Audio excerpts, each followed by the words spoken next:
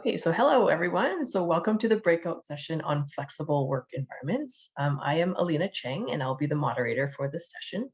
I work for the City of Vancouver in British Columbia, managing the parking management branch. And I'm joined by Maggie McNamara, who is the assistant professor at Marquette University and will be the note taker. And we are both members of the Women in ITE committee.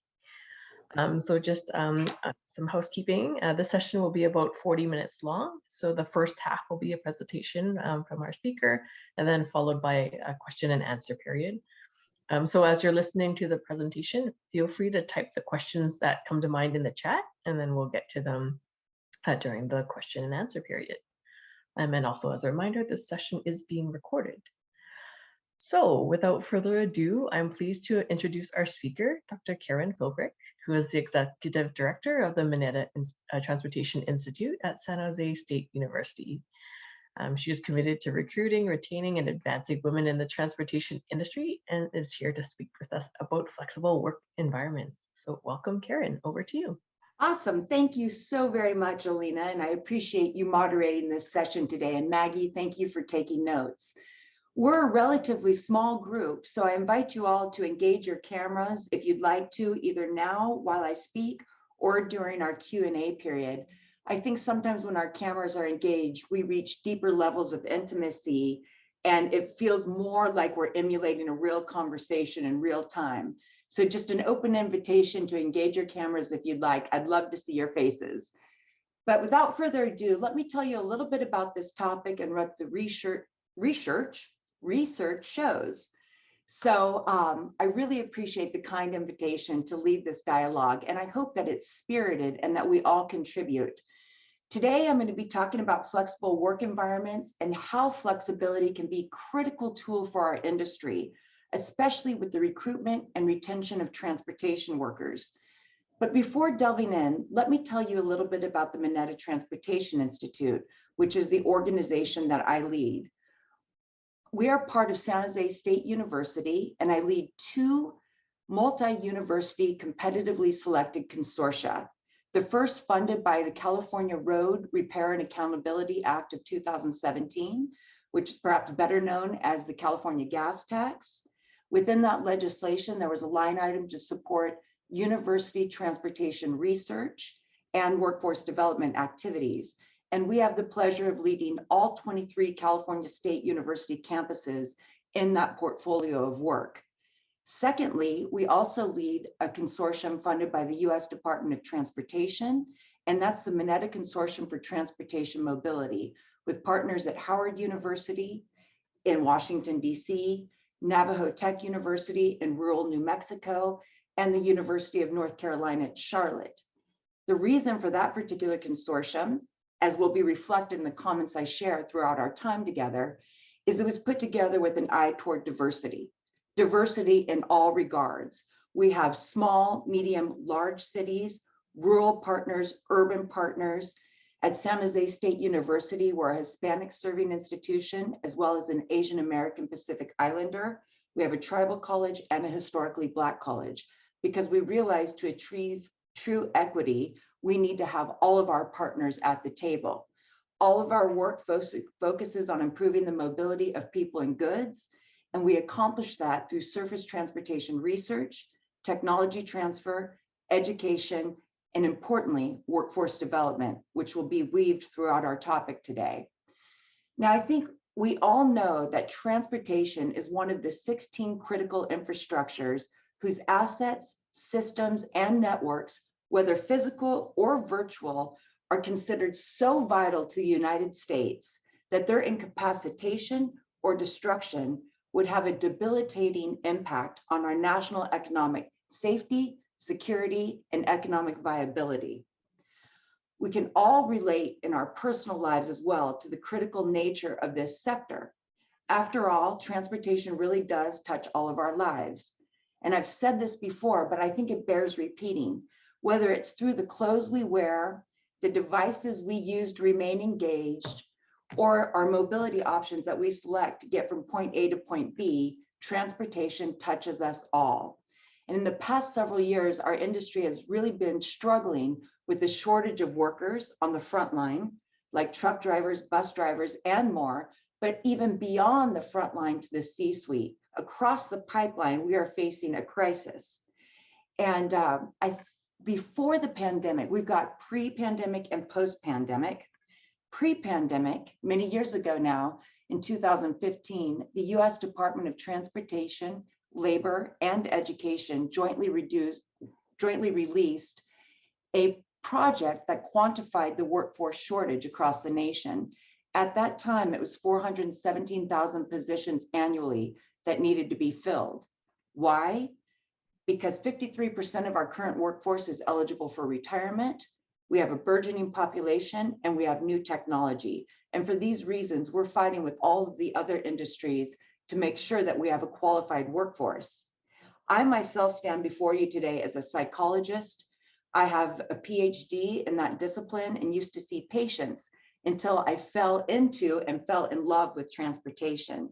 So I think one of the main takeaways, in addition to creating a flexible space, is that we need to teach people to say yes to opportunity, to say yes to things that might be outside their comfort level, because it might lead to a career path that's incredibly engaging and meaningful with lots of opportunities for growth.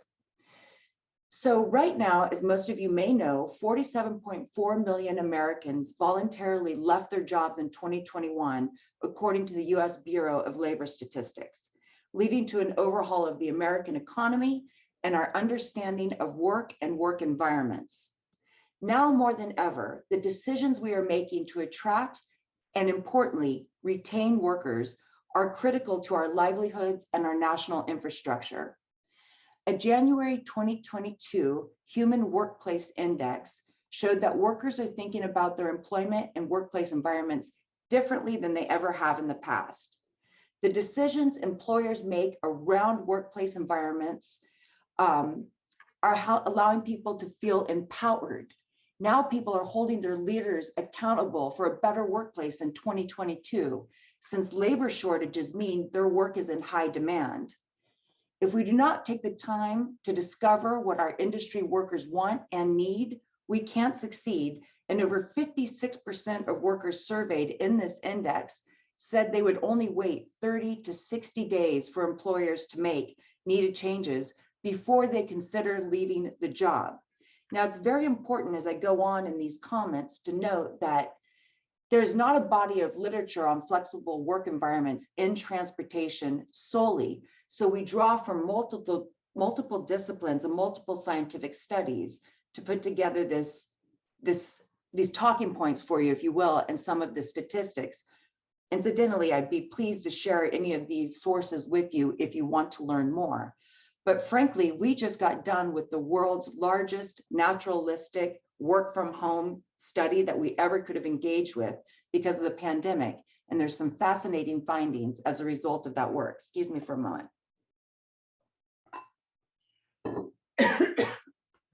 Pardon me for one moment. Okay, I'm back. What is workplace flexibility? We probably all have our own ideas, but in the very, very simplest terms, a flexible workplace is more about getting the work done and less about when and where an employee finishes their tasks. Research shows that a combination of employee and employer flexibility can lead to well-balanced, more productive, and successful work environments for everyone. So many of us have been working fully remotely or were during the pandemic, and that's become very common in the workplace in terms of flexibility, but it's not the only model. Roles that may not work well for fully remote environments may succeed in hybrid environments with part-time remote work or telecommuting, where an employee is required to spend some time, but not all of their time in the office. Other options include a condensed work week, where instead of working 5 days with an 8-hour shift each day, a full-time employee might work 4 10-hour days with a 3-day weekend, or perhaps even have a break in the middle of the week.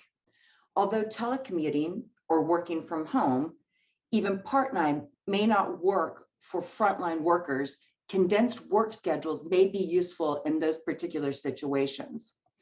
Frontline workers who don't have the option of working remotely can still benefit from flexibility.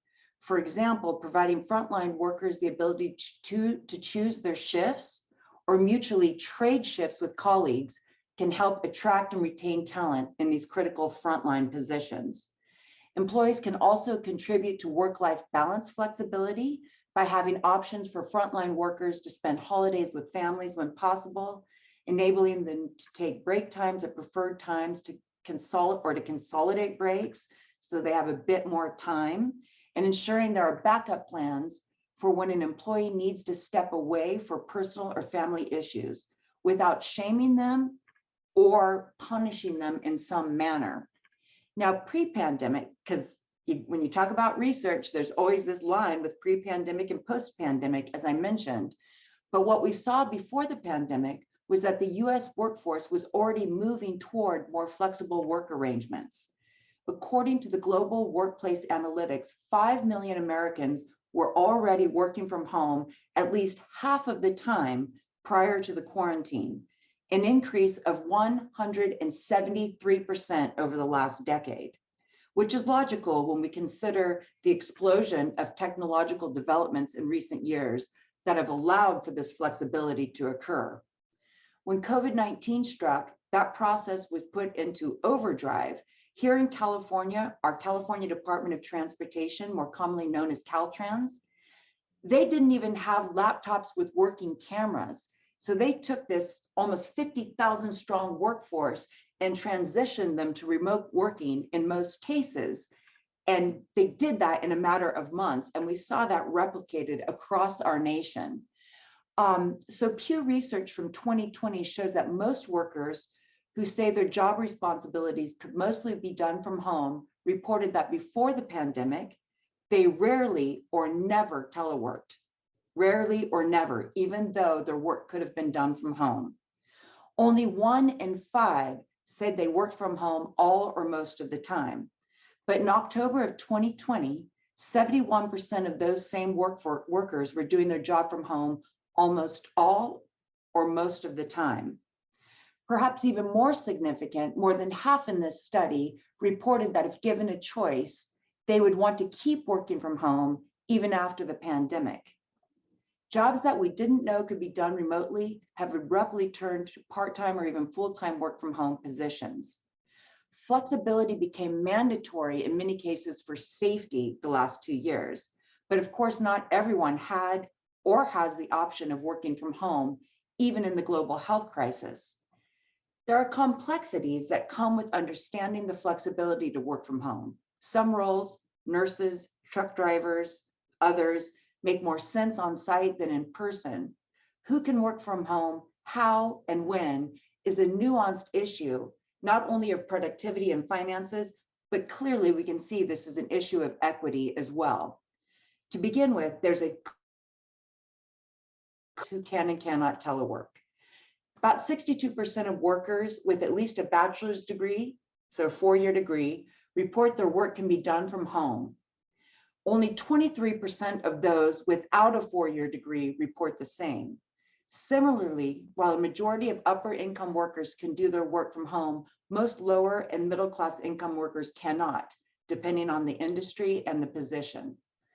Furthermore, flexible work environment, accessibility, and preferences show differences when it comes to race. And I think this is a very important point that I'm about to make here, if I do underscore it myself. Data from 2021 shows that among employees who were working remotely, white employees were 7 times more likely than Black employees to report being interested in returning to on-site work. So what does that mean in numbers? 21% versus 3%. Why? Why? It may have something to do with the fact that overall, Black workers face a more negative in-place workplace environment. Data from surveys conducted by management consortium Future Forum shows that when working from home, 64% of workers surveyed who identified as Black reported an increase in a 50% increase in feelings of belonging at their organization. And when employees feel like they belong at their workplace, employers reap the benefits. In fact, according to a Harvard Business Review, a sense of belonging was linked to a 56% increase in job performance, a 50% drop in turnover risk, and up to a 75% reduction in use of sick days. This shows that cultivating feelings of inclusion and having allies in the workplace can help an individual's sense of belonging. We also need to acknowledge that people of color have frequently had to deal with more drastic effects when it comes to COVID-19 that may impact their views of working from home. For example, Black, Latinx, and Indigenous Americans were 3 times more likely than white Americans to be hospitalized during the height of the pandemic, and twice as likely to die from COVID-19 complications. For these reasons, among others, such as childcare and vaccination access, many Black and Latinx parents have reported that they're more reluctant to return to on-site in-person work and schooling than their white counterparts. This is important. So looking at this data, what conclusions can we draw? We start to understand that a more flexible work environment may have a democratizing effect for parents, for Black, Latinx, and Indigenous Americans, and for women. Being generous with remote work and other flexible work environments like job sharing may also empower employers to cultivate more diverse and equitable work environments, helping us to, again, attract and retain talent. So why work from home? Do all of us really want to work from home? Why? I don't. I'm going to be super clear right now. I'm an extreme extrovert, and I suffered tremendously during COVID lockdown. Fortunately, I have a wonderful 9-year-old daughter, but I have a husband who's a stay-at-home parent. So I didn't have to deal with many of the challenges that my coworkers, colleagues, and dear friends had to. But living in a 2x2 square is not for me personally, and I am back in the office and as happy as can be. On the flip side, I've got a sister who loves not putting on makeup, getting dressed, and simply rolling down the stairs and logging on to work, never wants to go back to work. So we have to be cognizant that there are personality variables that also dictate how we like to perform our work, where we want to perform, what our affiliative needs are, and other factors. So during our conversation, I want to hear from all of you about how you feel about hybrid work environments, being back in the office, or what it was like to work exclusively from home. But before we do that, let's just talk a little bit about more of this. Many of us got accustomed to the comfort, ease, and importantly, the flexibility of working remotely. Data shows that hybrid models, part-time remote and part-time in person, and other workplace flexibility are in high demand and will likely be increasing and be the norm moving forward. For instance, an international study revealed that nearly 40% of job candidates worldwide and 45% in the United States said schedule flexibility is one of the top 3 factors in career decisions. What are the other 2? Salary and location. So flexibility is right up there with one of the main determinants, and that needs to be considered. In fact, the authors of that particular study suggested that workplace flexibility as a talent management policy is no longer an option, but rather it's, quote, an essential practice that enables organizations to attract and develop skilled talent. There's also been a sharp rise in demand for flexibility in recent years, not only because of the pandemic. Workplace composition, such as the increased number of millennials, the influence of unions, the changing technology, the commute times, these are all factors driving the importance of workplace flexibility according to data from the US and other countries. Now, this is a little bit of a side note, just for context. On average, drivers spent 38 hours stuck in traffic every year up to 2020. In the Bay Area and other dense urban environments, drivers waste up to 62 hours a year. So we're talking anywhere from, a week of vacation to more, to put it into context. And what we know from the literature is long commutes have deleterious effects on both our physical, cognitive, and emotional health, with long commutes being linked to cardiovascular disease, increased risk of diabetes, higher divorce rates, and lower sense of well-being within your home life. All very important things. So this is becoming, I'm going to do a time check really quick for my moderator. I'm at 17:55. I have got I've got so much more to say, so I'm going to have to speed it up a little bit since I only have 20 minutes. So let's talk about employer advantages very quickly. Do employers like flexible workplace models? While there's some difficulties adjusting to these new, more flexible environments, they can ultimately reduce overhead and operating costs, including costs for office leases, furnishing, utilities, supplies, and more, simply because there's less need for these things when there's fewer people working on site. In fact, we saw early in the pandemic that Japan's largest employer gave up 50% of their office footprint because they realized they do no longer need that space for people to be effective executing their job tasks. These savings, bringing it closer to home with the US example, can be quite substantial. In fact, global workplace analytics revealed that IBM saved $50 million in real estate costs by enabling employees to take advantage of remote work. Many major companies, including Twitter, Spotify, and Google, have announced permanent flexible work environments because they have the data to show that productivity did not suffer in the absence of being in the workplace. But there are some disadvantages. It's along with issues of equity that must be addressed. We need to look at other major changes. So we have to examine how to not only understand, but successfully implement these flexible work environments.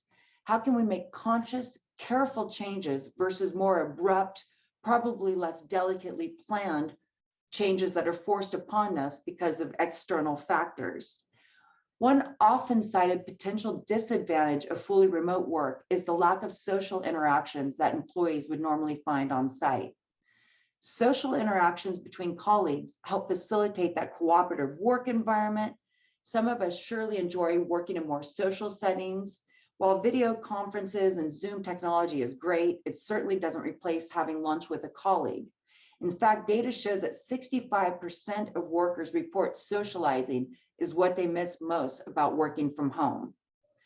Along these same lines, working from home can sometimes feel isolating and can blur the lines between work and home. Now, some teleworkers say they have a hard time feeling motivated to work from home.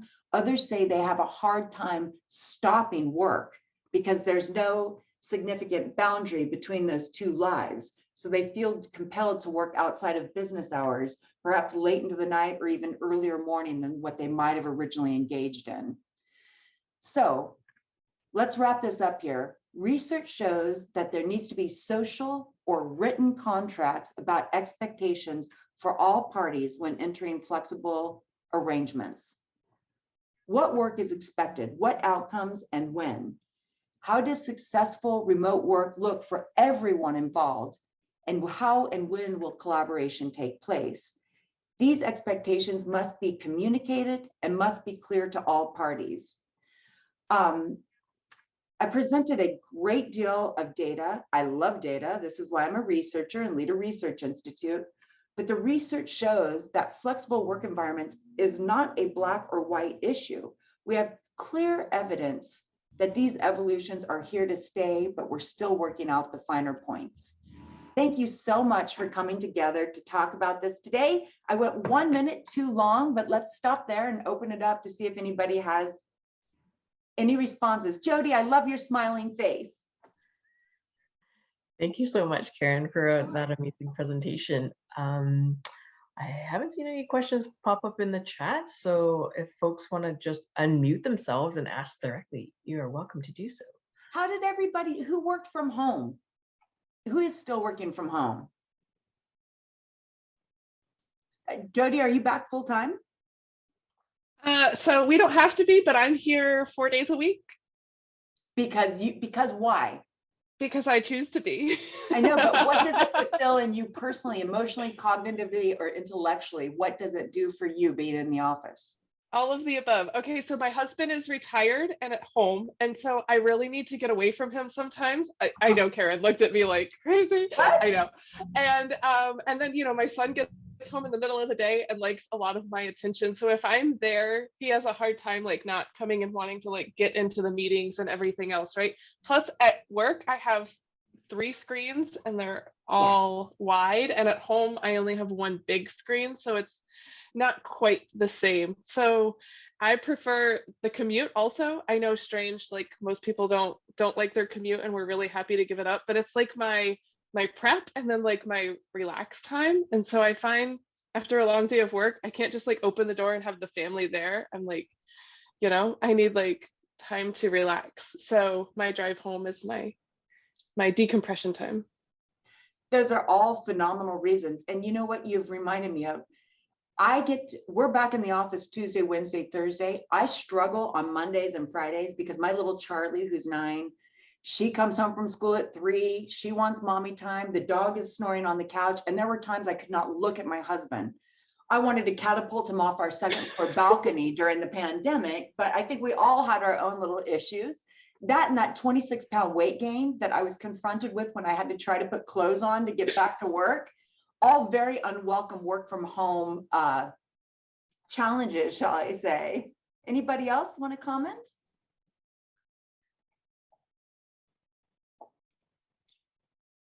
We had a little bit of both going on, just like you said earlier, some businesses that allowed some flexibility pre-pandemic. I had been in a vehicle accident and I was able to work some hours from home so I didn't have to lose all my time. Plus I could be productive for the company when I physically could not walk. So we had a little bit of that going on in 2016, 2017 for me. And during the pandemic, I'm kind of like the others. I need the office. I need to get away from the house. I need to be separated from it. No matter how much I love it, I need that separation. And like Jody said, that commute it gets you ready for work. It gets you ready for home. It's just a little personal 10, 15 minutes of transition time between the two to give yourself, to force yourself actually to take time for yourself. Even though you're not doing anything specific for yourself, you're taking that time for yourself. And right now, I'm very blessed to have my work allow me to work remotely because I have 2 in-laws, parent-in-laws that are close to the end of their life, and I'm spending time 3 days a week at the rehab to get the one home. And my husband's been able to take some time off, unpaid, unfortunately, on his behalf, because he's one of the frontline workers that can't work remotely. Construction work's kind of hard to do. You can't drive a backhoe from the house. So he's had to take literal, it's unpaid leave time to be with his mom while I'm there with his dad. So that's kind of where we are. And like I said, it's very nice to have that flexibility, but I'm one of the people that love being actually at the office. You know, Vicki, you just said a lot. First of all, I'm so sorry to learn of the illness of your in-laws. I know that's so challenging. And also your personal injury that you experienced in the car accident, both of which sound very traumatizing. So the fact that you're here and you're engaged and you're sharing, I just want to A, applaud that and recognize that. And B, I think you just shared such important data about why that flexibility is important. You may have had to leave the workforce as a result of the challenges you experienced, but instead we're able to retain you and to adapt the environment to help you be more successful while still getting your job done. Mm-hmm. And that is critical as we face this shortage in our workers across the spectrum. Looking at how to retain is a critical component of the conversation. Who else wants to share? Anybody? Jenny, I see a yes. Well, I need to cut this short, but I could go on for an hour or two. So I'm retired, and this is not my pajamas, but close to it. And I would love to have an office to go to right now, but this is my home office, and I spend my time doing mostly ITE work. But let's see, back in the late 80s, early 90s, when my career was just going up the ladder, I was also heavily involved in ITE offices on the international board at that time. And I remember writing a paper for an ITE conference. It was all about so long 9 to 5, you know, this is a time for alternate work schedules. And I remember the resistance I met with my bosses, management at the city of Phoenix, who were all 99% male. And it's like unheard of to work from home, to have a flexible schedule. My boss insisted that I be at my desk at the city, Monday through Friday, whether I'm productive or not. I needed to serve In those the citizens seat. of Phoenix. And I tell you, the mindset was 180 degrees from where it is today. And so I wrote my resignation letter, and I went into my boss and I said, I need more flexibility. And he goes, well, no, we'll work something out. So that was the beginnings of job share with the city of Phoenix that still exists today. But I was able to job share at that time. So for a few years, and again, while I was still involved in ITE offices, that was the answer to my dilemma. I also had two new children that I'd given birth to. One was, let's see, probably 3 years old at the time. One was a newborn. And my world was upside down. And then later, I had to take care of my ailing parents and parents-in-law. And my husband was building our light rail system in Phoenix and couldn't take an hour off of work. So we were both working 24/7. So that flexibility, them doing the job sharing is what kept you retained within this industry, that flexibility. Correct. You mentioned something else that struck a memory for me. We're in an industry where we literally have 5 generations present and working. And so I took over for a man who's now 83 years old, who has a train station named in his honor, an ego to match, if I may be so bold. But he was a traditionalist. If your butt was not in that seat in the office, you were not working. If he couldn't see you, it didn't matter if I was writing a journal or putting together a photo album. If I was in the office, it was acceptable. If not, so on my team now, I've got the 83-year-old that still likes to contribute. I've got the 18-year-old that's got a totally different working environment. The older person wants a fax, the younger person wants a text, and so you're kind of managing all these streams of information. But that flexibility, what we're seeing in the younger generations too, is that that's key to getting them excited anyway, because it doesn't matter really if you're at the beach, a cafe, or in your office, if that's your happy place to work. Jody, I hear you. I've got 2 screens, my stapler. I need my stapler and my tape dispenser. It sounds lame, but if I don't have those things, I'm unsettled. I can't get cozy and get into my work environment. And so I would love to hear from some of the younger participants on this call too, to see how you have felt about the separation and what would keep you in your position longer when it comes to flexible environments. Because this is supposed to be a dialogue.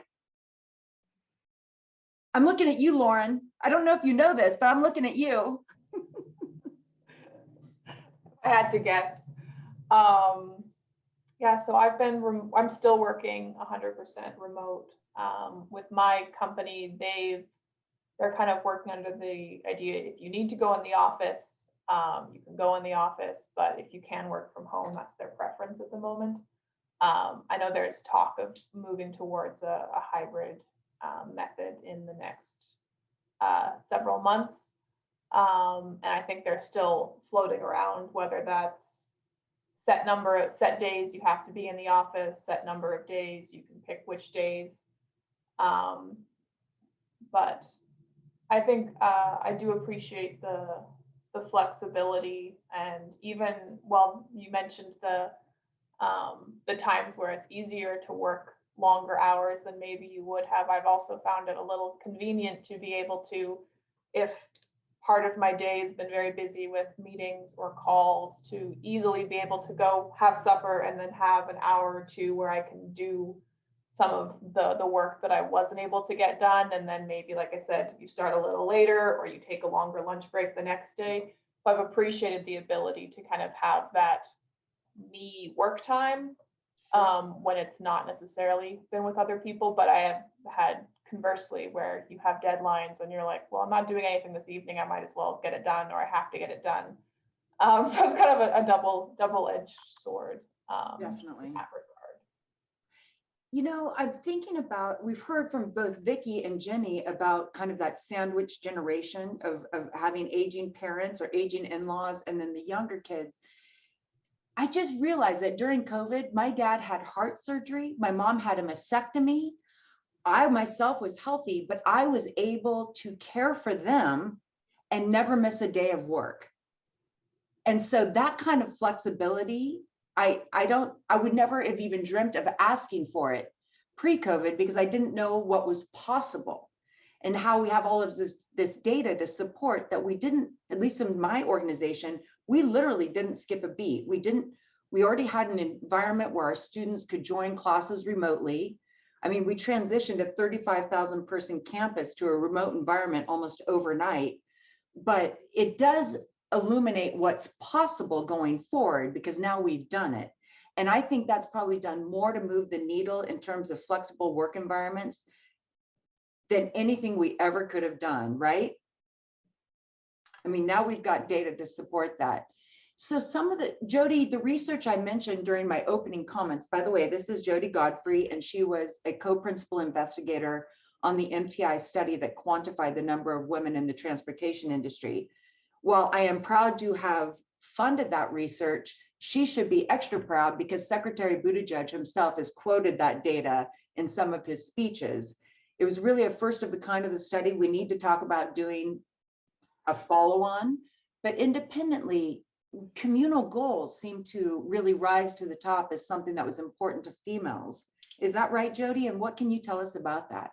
Yeah, absolutely. You know, communal goals is really the way that you feel about helping others more so than helping yourself, right? And so a lot of the research pointed to the fact that communal goal congruity, so the fact that transportation doesn't always align with the idea of communal goals, but I've been busting my rear ever since I finished that report to go around and tell everyone how transportation really does align with communal goal congruity and how so much of what we do really does feed into those same goals, right? That I have, just like many other women have, but I don't think necessarily they realize that transportation or transportation engineering is the way that they can really apply those goals, right? So I like to talk about especially some of these, COVID has brought some really great opportunities. So like for instance, Beep, which is a technology company, provided this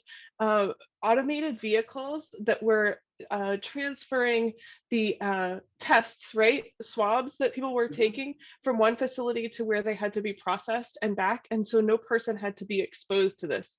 And so to come up with engineering solutions like that really do feed the better goal of the whole community, right? And then make you feel so great, so warm and fuzzy about what you're able to do. I don't know. I think if we're able to really tout some of those things, that more women would be interested in coming and joining, you know, joining the movement of joining helping. us. Yeah, joining us all. Kelsey, let's hear from you. Oh, I'm sorry, moderator. Hi, everyone. Thank you for, y'all, the very great data that you were presenting. I think it's, I agree with a lot of people here that I personally prefer coming to the office just because having that scheduled break or that's kind of that schedule and that time away from home and that transition time has been really great for my mental health. And I work with quite a few junior staff who all like graduated and started working through the pandemic and have only ever worked from home. And I've been, you know, trying to encourage them to try coming to the office to see if that's something that they'll like, if they're comfortable with it. And, you know, I'm very fortunate to work for a company that is has been completely open, completely up to your preference of whether you want to be in the office or not. You don't have to come every day, any specific days, like it's all very flexible and a very flexible work hours. Something that I've been slightly concerned with, and I don't think we've kind of wrapped our heads around is with being such a hybrid workplace, is there, risks for people who never come into the office, never getting FaceTime with, senior management, or never getting kind of that one-on-one relationship? And what I've seen research shows is women are more likely to want to work from home than men. And so having that gap, I'm wondering if there's any, strategies or techniques that you've come across in your research to help, kind of level or equate the two. Two things, and before I respond, I want to publicly apologize to moderator Alina. I'm used to being the speaker and the moderator all at once, and I just realized I stepped on your toes. I'm so sorry. You're doing a fantastic job. You're making my job really, really easy. I'll just be quiet after I comment to Kelsey and let you take it away. But Kelsey, a couple of things. That FaceTime is important. And so what some companies are doing, at least what it shows in the literature, is they are scheduling team building exercises or in-person activities once a month, once a quarter, something to bring everybody together. So there is that FaceTime. The danger is the person who's showing up every day, and maybe the supervisor seeing that person and thinking that they're working harder. That's why those written contracts about expectations are so important that I mentioned previously. And I also want to point out that companies may seem magnanimous, I think I said that right, when they offer unlimited paid time off. But what the data shows is if they have an unlimited time off policy, people take less time than if they had 4 weeks of vacation, because they're worried about perception. They're worried about being considered a slacker or somebody who takes advantage. And so, Kelsey, those are very real concerns. And I think as we go farther into recovery from the pandemic and experimenting with longer term flexible work environments, we're going to see some unique ways that people are trying to build that FaceTime into it. Because those levels of intimacy, in some cases, I think, really are facilitated by interpersonal exchange and looking somebody in the eye. There's an interesting study, Jody, I know you and I love data, but I just have to say this. The mere, there's Charlie and Evan, my little family. The mere presence of a cell phone on a table when you're having lunch or dinner impedes the levels of intimacy and conversation that you achieve. Why? The very presence suggests that something more important than what you're currently engaged in might happen and will draw your attention away. I can't think of anything more disenfranchising than somebody taking a call or texting while you're in the middle of a conversation. Those factors also contribute to workplace culture and feelings of belongingness. If I'm talking to a colleague and they're looking at this, I just stop talking, because you're very clearly communicating to me that something more important is happening for you in this immediate environment. The other thing, and Kelsey, this is a little off from what you were saying, is I've noticed that I've met people that came onto the team in the building that I co-locate with that I've seen virtually. And then when I meet them in person, I don't recognize them. They're either super tall or they're super short, or they have faces and bodies. And I can't make the transition from this to a full human being. That's been really hard for me. Love your dog, Jenny. But those are things that we'll have to see where the data takes us. I'm just not sure yet, Kelsey, but those in-person engagements are still happening, but in a concentrated way. One other example that's actually subjective in nature, I mentioned my sister earlier. So her company has closed their headquarters. It's the world's largest boat supplier. They do everything but the boat. They've gotten rid of their headquarters. They've transitioned to a remote work environment. They give the employees like freaking $11 a month to offset for office supplies. I mean, it's meaningless. But she's now moved to Ukiah and bought a house where my parents live so she can be close to our aging parents. Now the company says when they want an on-site visit, they'll pay for employees to get a hotel and food at the per diem rate because they want that synergy. And they realize overall that they're saving a lot of money by reducing their footprint. So we're seeing some of that. Alina, take it away. No, you've been doing a fantastic job. Looking at my time, I think we'll be getting called back to the main room soon, but we could probably squeeze in another question if anybody has one. Oh, we have yeah, 1 minute. 58 seconds. 57 seconds. Okay, Karen. So flexibility as a CEO. Tell me how you were able kind of to be flexible and then still work your way all the way to the top in 30 seconds. Dedication, attention to detail, follow through, and always closing the loop.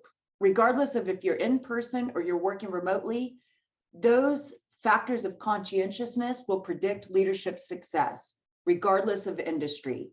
Be achievement-oriented, time-bound, and organized, and that will help you succeed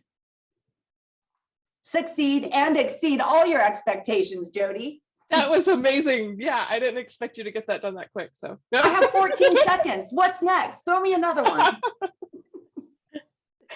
Thank you so much, Karen. This was amazing. Thank you again. Good to see you, everybody. See you back in the main room. Thanks, everyone.